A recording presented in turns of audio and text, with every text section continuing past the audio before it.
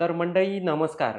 वाल्मिक कराड हे काही दिवसापासून जेलमध्ये आहेत. 2-3 दिवसापासून त्यांनी स्वतः येऊन त्यांनी पोलिसांना ते शरण आले आणि त्यानंतर जी घडामोडी सुरू झाल्या आहेत, त्यामुळं महाराष्ट्रामध्ये अनेक आरोप, प्रत्यारोप सुरू आहेत. त्याचबरोबर जे बजरंग सोनवणे आहेत, यांनी देखील माध्यमाशी बोलताना म्हटलं आहे, की वाल्मिक कराड ज्या गाडीमधून आलेत, ती गाडी अजित पवार यांच्या ताफ्यामध्ये होती.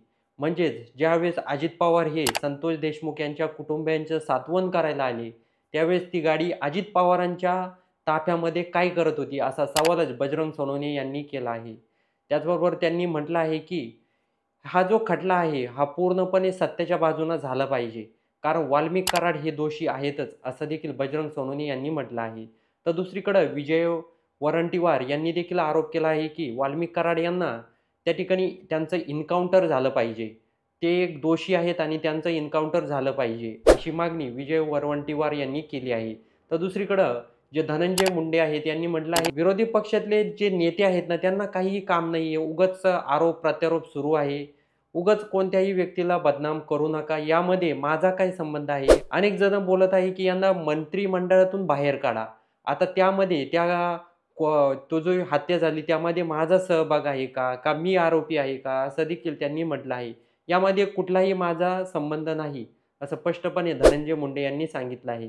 त्यांनी असं देखील म्हटलं आहे, की प्रसिद्धीसाठी कोणतेही नेते काहीही बोलत आहेत.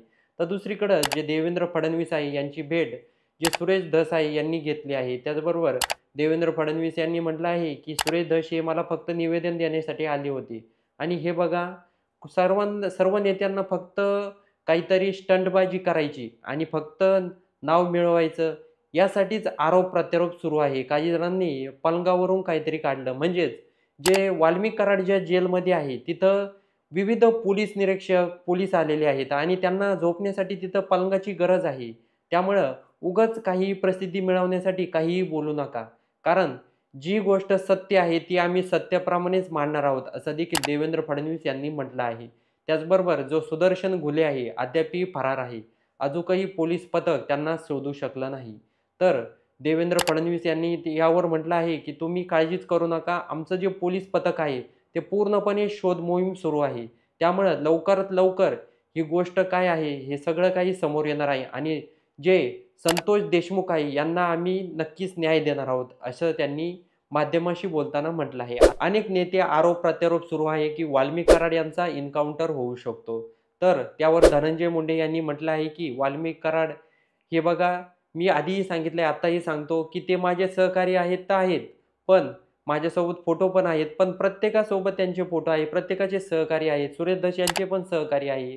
पण उगाच आरोप प्रत्यारोप सुरू करू नका आणि विजय जे वरंटीवार आहेत, यांना फक्त किती चतुरपणे ते किती चाणक्यपणे बाजू मांडतात बघितलं तुम्ही, असं देखील धनंजय मुंडे यांनी म्हटलं आहे. त्याचबरोबर संतोष देशमुख यांना न्याय मिळतो का हे बघणं गरजेचं आहे. त्याचबरोबर तुमचे काही प्रश्न असतील तर कमेंटमध्ये नक्की कळवा आणि व्हिडिओ आवडला असेल तर चॅनलला सबस्क्राईब करायला विसरू नका.